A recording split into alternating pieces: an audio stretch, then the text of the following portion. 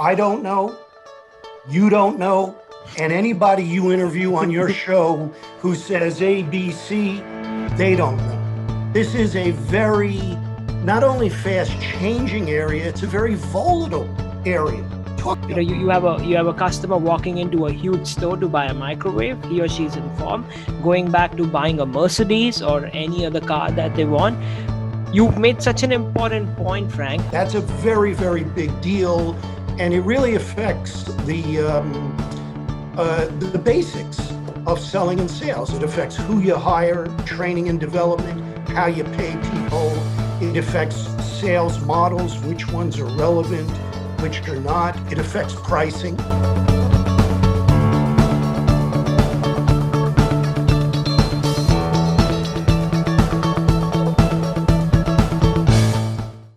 What would be like for you to study sales and marketing from a Harvard professor? That's what we have on our channel today. My name is Ashish Janiani and I'm your host. If you are an entrepreneur, a salesperson, a family business owner, or a student of sales, just like me, you are on the right channel, listen to the right people, and it's my pleasure to host some of the biggest names in this industry. The guy that I have today is no lesser. This man, in fact, is a lecturer at Harvard Business School. For 12 years, he was a managing partner at the Center of Executive Development, a firm that won awards in the US and Europe for its work with companies. He's consulted to companies in many industries, affiliated with PE and VC investors, has been a board member of corporations and startup firms, and the Education for Employment Foundation. At Harvard, he teaches entrepreneurial sales and marketing, heads the executive program on linking strategy and sales, and also teaches in the owner president management program for CEOs.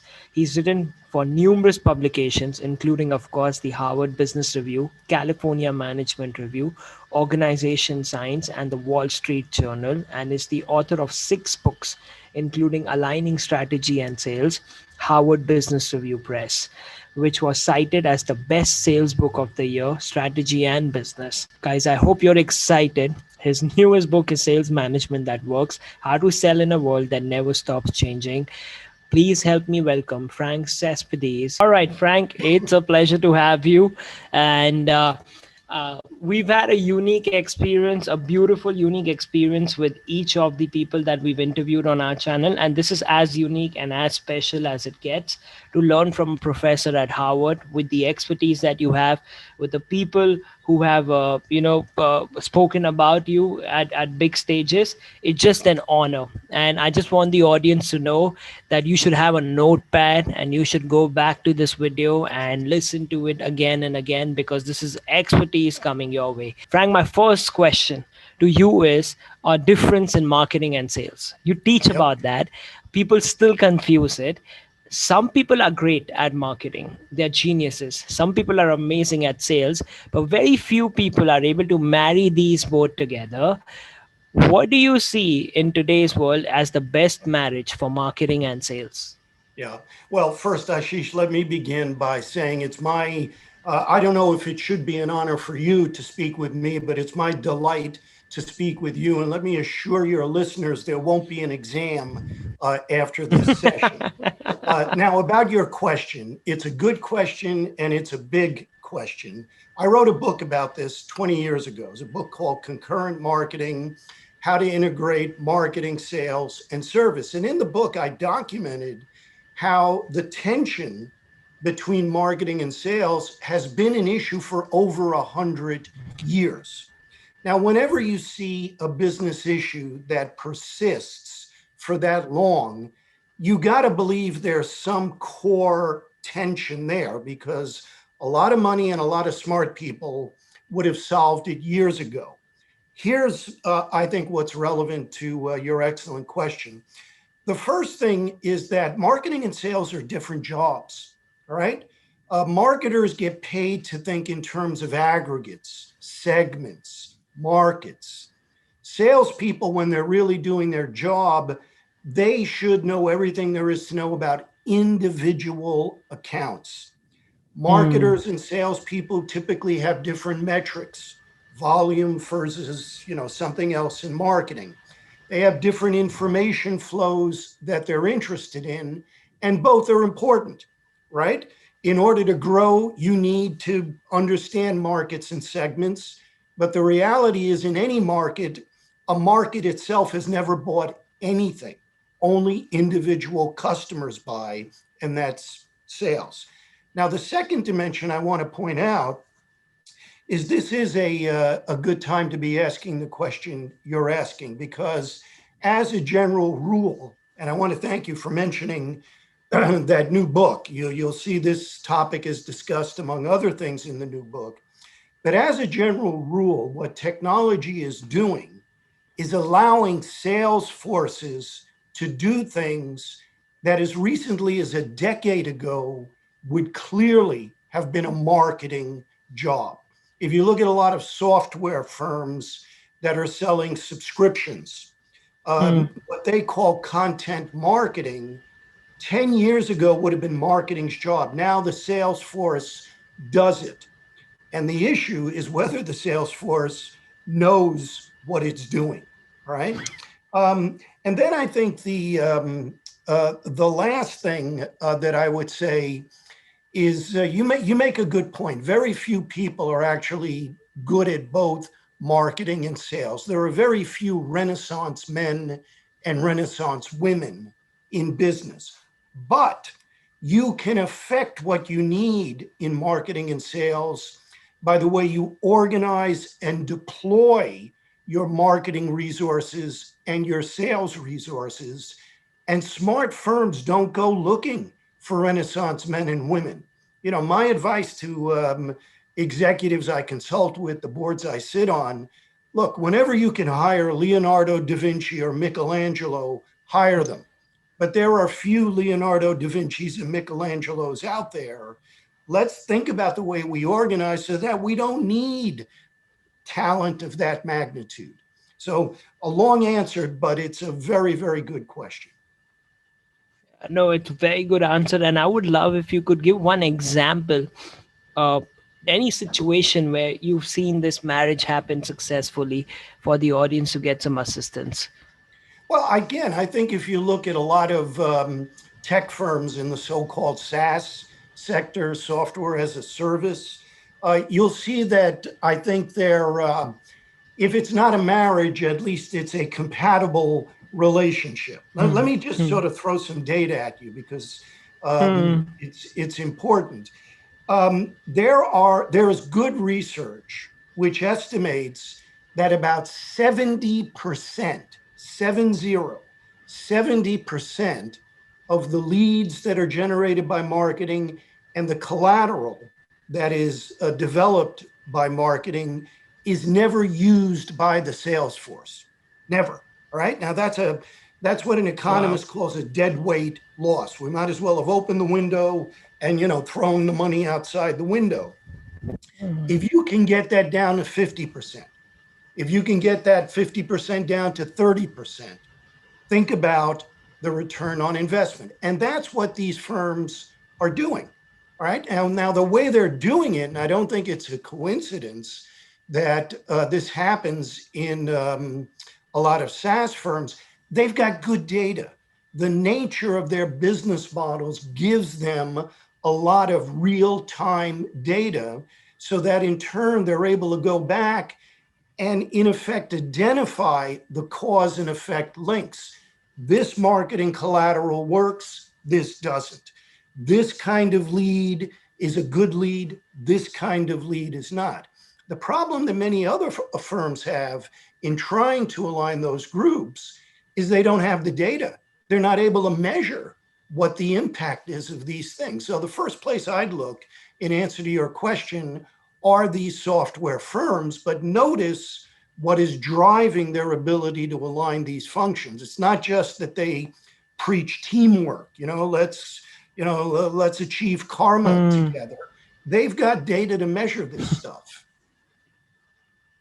Yeah, that's very important, and I think artificial intelligence is something they have got it figured out, and machine learning.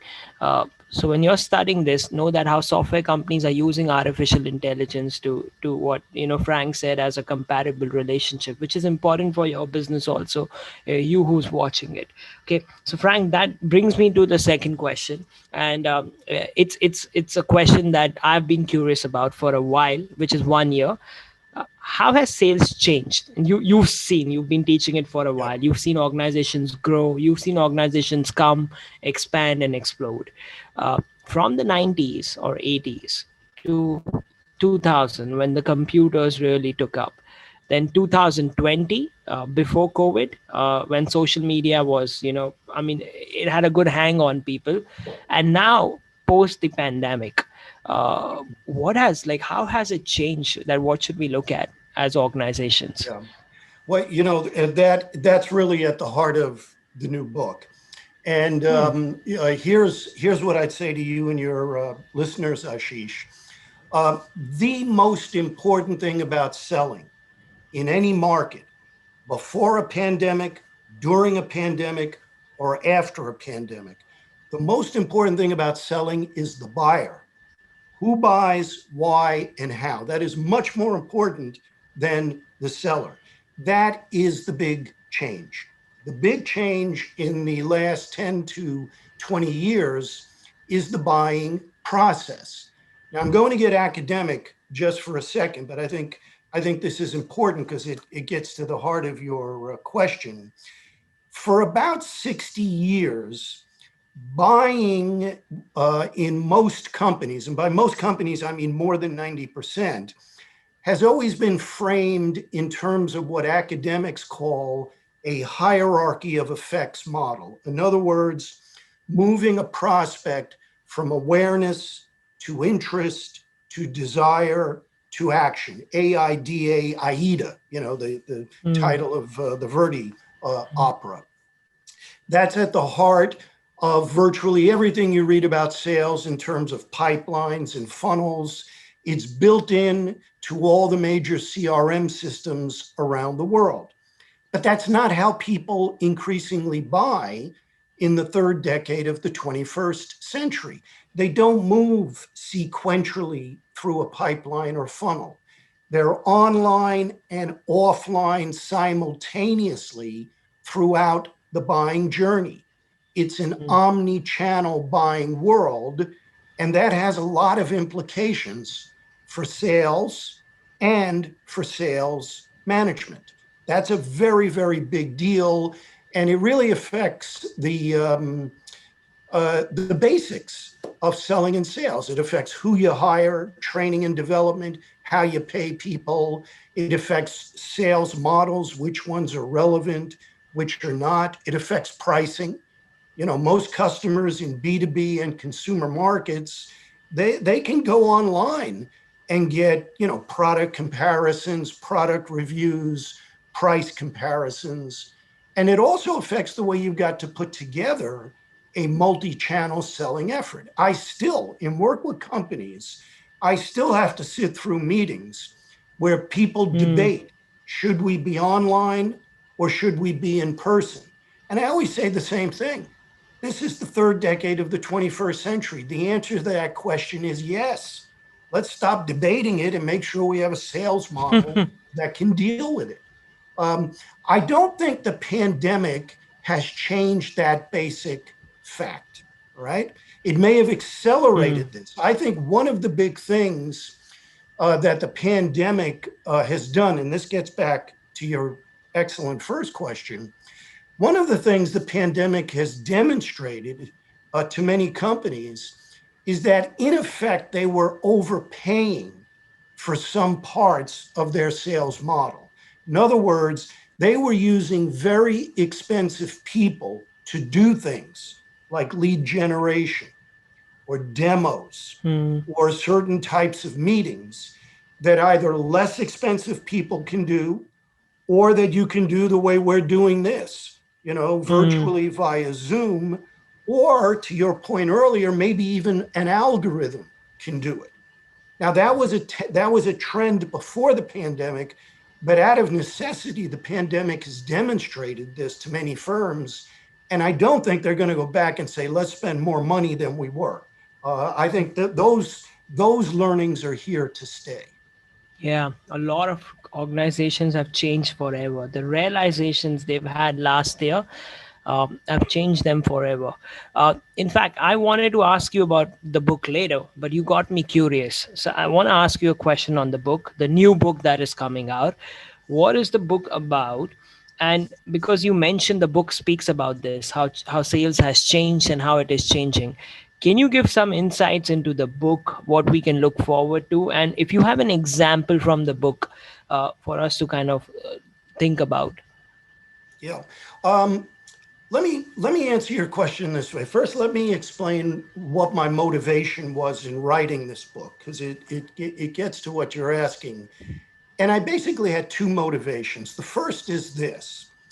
Of all the various functions in business, right? Production, operations, finance, etc. Of all the various business functions, sales and selling are by far the most context specific. When I point this out, it sounds obvious, but believe me, 90% of what you read about sales ignores this basic fact. Selling in the United States is different than selling in India, is different than selling in China, is different than selling in Europe, right? So there's cultural dimensions. Selling software is different than selling capital goods, is different than selling professional services. And selling enterprise software is different than selling sales software as a service, right?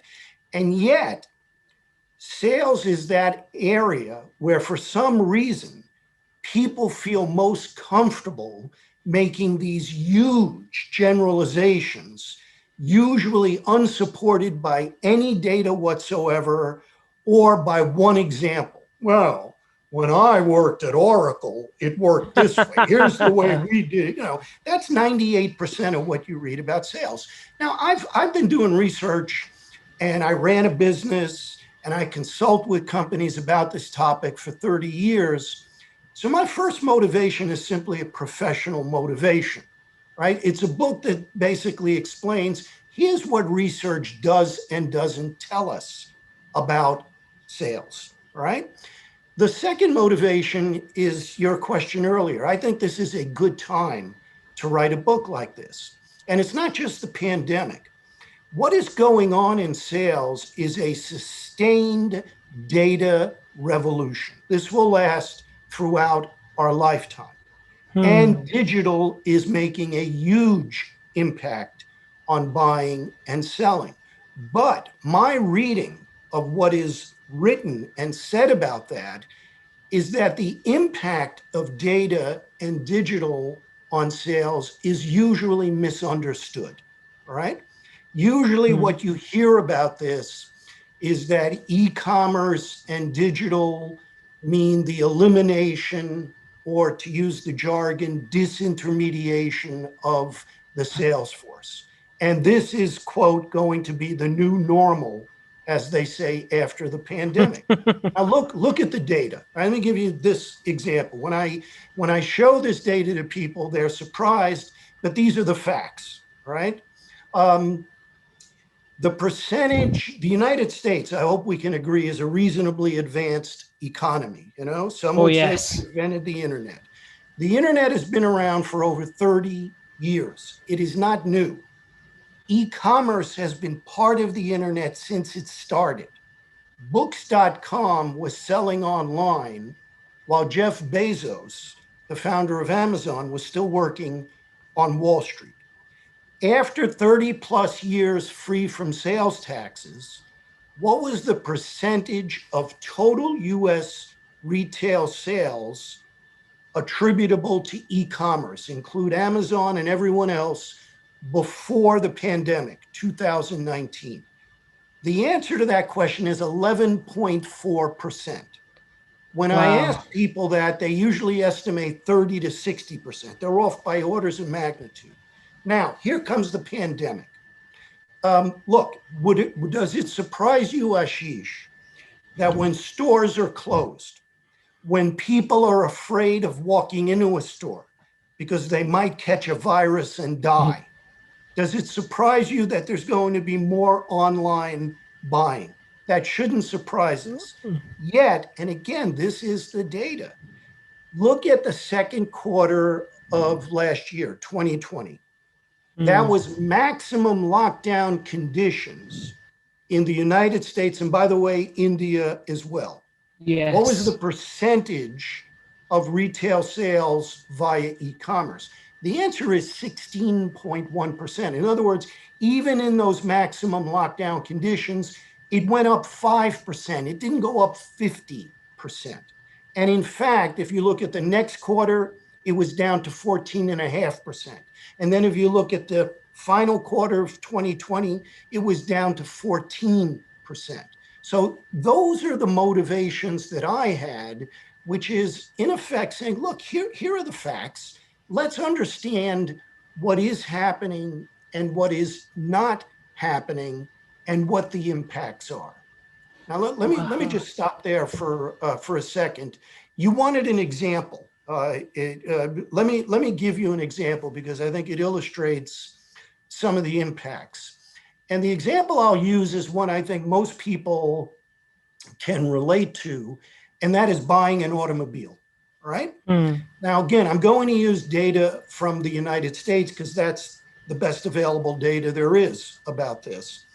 The average US auto buyer now spends over 13 and a half hours online researching the purchase. I don't know how available these sites are where you are, but in the US, you can go to Edmunds.com, autotrader.com. You click and you find out what is the wholesale price that the dealer paid, what's their cost for each option, etc. So US auto buyers spend 13 and a half hours doing that. They spend a total of only about 3.5 hours in the actual dealership. But over 96% of cars, and by the way, this is still true during the pandemic, over 96% of cars are still bought through the dealership. Now, does this mean that the dealer salesperson is going away? Obviously not. They're still responsible for 96% of sales. Does it mean that the internet doesn't matter? No. Now the buyer walks in to the dealer knowing product comparisons, knowing about prices, etc. That changes the sales tasks.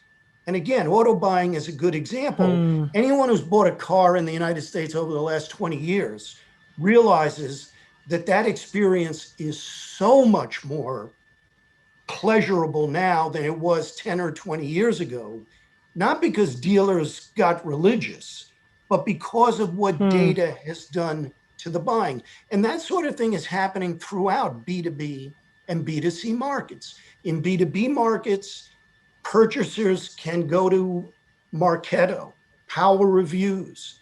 They get unedited versions from other customers about the usage, the prices, etc. That's the big deal affecting sales. Wow.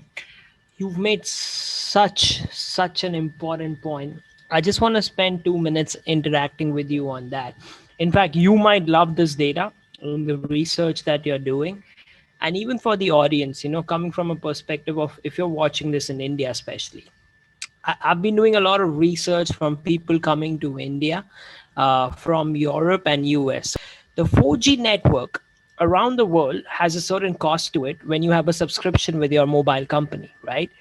In India, you can get 100 GB per month for less than $8.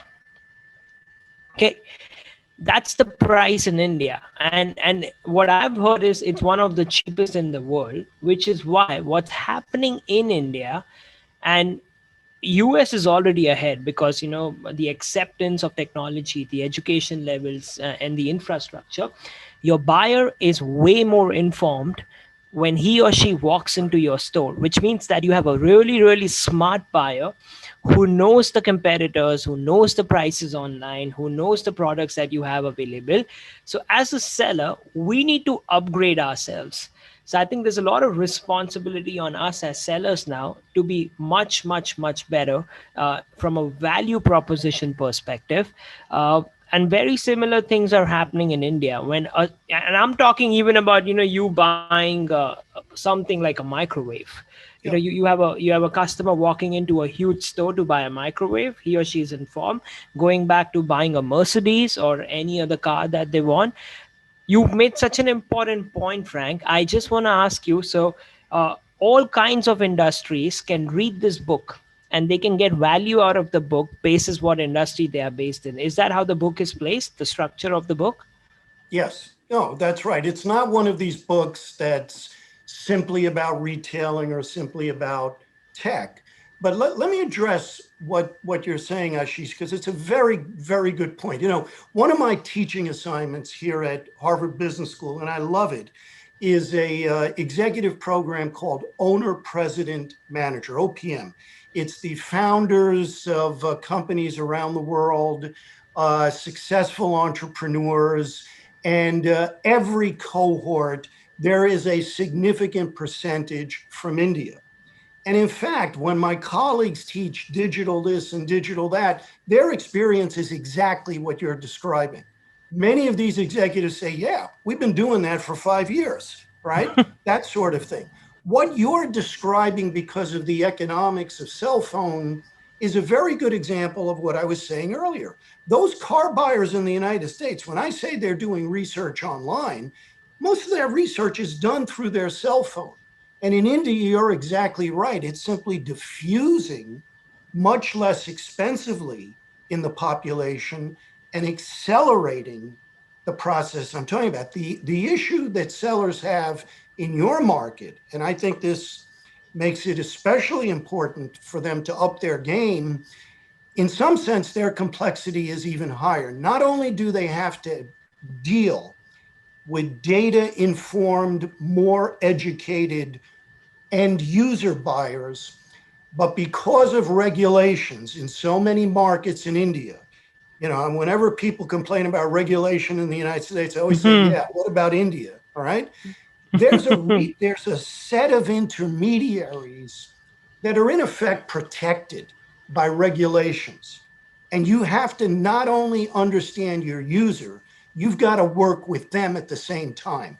That's part of the multi-channel message in my book. And there's a whole chapter about that.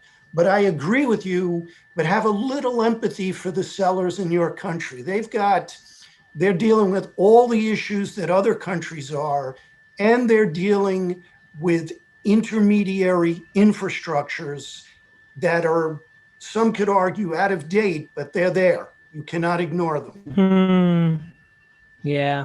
All right. Good stuff. Good stuff. Frank, that brings me to the last two questions. Um, this question, I ask every person I interview this question. I have to ask you, what is the importance of a telephone, making a phone call to a customer now and in the coming years? Yeah. Well, I mean, first, let me, I'm not going to dodge the question because I'm not the first to say this. People always talk about technology in sales. What is the most important technology ever invented for sales? The telephone. All right. Is. Question is, what do we mean by a telephone? Are you and I speaking in effect by telephone right now?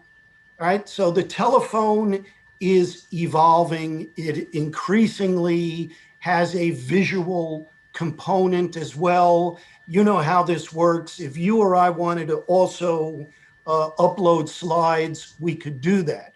So in that sense, I would argue that the telephone is even more important. We'll call it Zoom or Skype instead of a telephone, but it's fundamentally the same thing.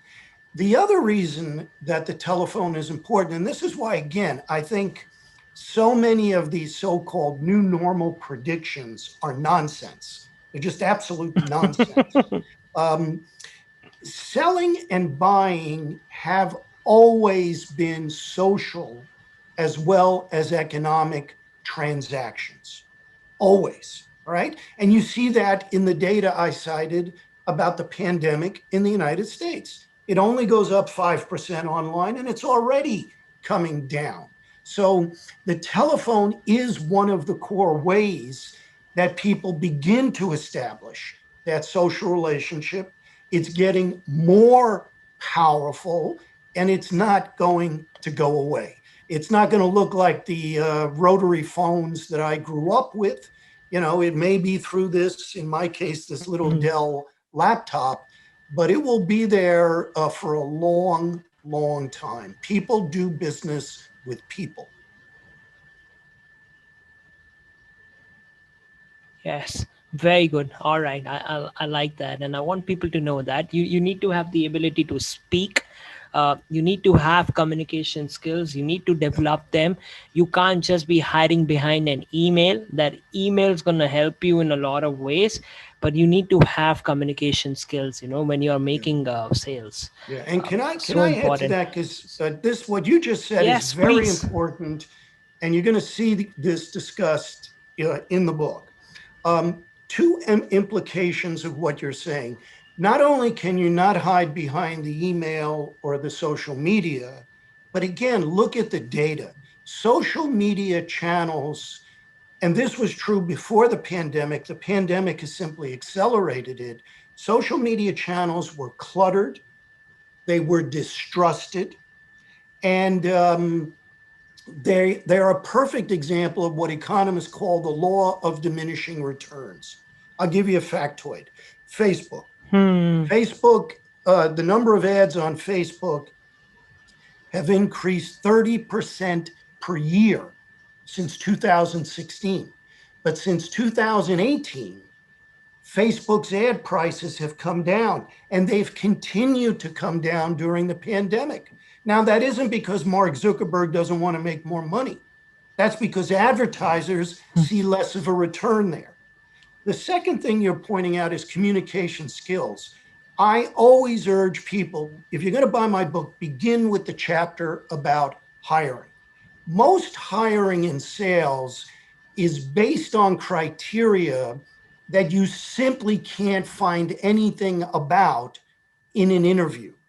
People are trying to look into each other's souls, and very few people are good at that. On the other hand, what you can judge in an interview is someone's communication skills. And that, as you point out, remains fundamental in this line of work. Yeah, wow. You went and Zuckerberg came from Harvard, right? And you're in the middle of all the creation, and you're right there at Harvard, in that environment. I wanted to understand from you. That was in fact my last question. What social media channels, from a marketing perspective, if somebody has a business right now, I'm speaking about entrepreneurs now, Yeah. should they be looking at in the coming years? And you like it or not, no matter who you are, where you're watching it at, you always got to watch what's happening in the Silicon Valley, uh, because there's a lot of trend setters out there. And there are new trend setters that are coming up in different parts of the world. But still, I say you look at the Silicon Valley when we shoot this. uh, you are right there, where all the stuff is Yeah. happening. I want to know from you, from now till 2025, what social media channels may be dying, what you see coming up, what should be the ones that we should focus on? Yeah. Couple of things. The first and honest answer is I don't know. You don't know. And anybody you interview on your show who says A, B, C, they don't know. This is a very, not only fast changing area, it's a very volatile area. Talk to younger people. The social media channels that were cool 5 years ago are not cool now. Usage of the social media platforms in the United States was flat from 2016 to 2019. It was declining among people 35 years or less. So the first and most important answer to your question is I don't know, but neither do any of those gurus who talk about this. All right. The second thing, no matter which social media channels become more or less important, this is increasingly not a game for amateurs. And here I can speak from experience, working with these companies, working with companies that work with them. Increasingly, if you're trying to market through social media channels, it's a deep pockets game. It is Hmm. very expensive, and it's not a game for amateurs. You've got to understand in some detail how those algorithms work. And they work differently at Google than they do at Facebook, than they do at Amazon, than they do at whatever is the next up and coming channel. And then the third thing is this. I want to get back to the basics. The most important thing about selling is the buyer. The buyer buys through multiple channels. Think about the car buying example. Of course, they're using social media channels. Yet, where does the check get written, right? It gets written in the dealership. The necessity in an omni-channel buying world is to have a multi-channel sales approach. So if you put all your eggs in a social media basket, it's like the American writer Mark Twain said, if you put a lot of eggs in one basket, you better keep your eyes on that damn basket. My advice is the world today demands multiple baskets. Wow, good stuff. All right, Frank. So, when is the book coming out? So, by the way, we shoot this in March, early March 2021. It should be up on the channel in April. When's the book coming out? Where can people find it? Where can people get in touch with you? Any other of your books that you would recommend? Yeah. Well, the book, it's a very timely question. The book came out just last week. It was literally published just Hey, last week. all Um, right. I think your listeners should buy thousands of copies. They'll make a great present for the kids, for their birthdays. Where do you get the book? The obvious places. You can go online, get it from Amazon. You can get it directly from the publisher, etc. I hope, Ashish, that you will provide your listeners with some information about that. How to get in touch with me? Again, the typical ways: LinkedIn. I do have a website, frankcespedes.com, and so forth. And thank you very, very much for asking. I not only write about sales, I'm not ashamed to try to sell more copies of this book. Yeah, no, I think it's an important gift for organizations to give it to their employees to understand what's happening. Get this book, right? It's the updated book. You're speaking to Frank. You saw him speak right now, and all the insights. I have so many questions for him, but because of time constraints, I'm just keeping them. I'm absorbing what he said. It's gonna be there on two websites in India. You know that it's Amazon, of course, and Flipkart. So that's the other website, Flipkart. So people would find it out there. And if you're God going to a bless. bookstore, yeah, if you're going to a bookstore, you may find it basis where you are in the city that you're in, but you should be able to find it online.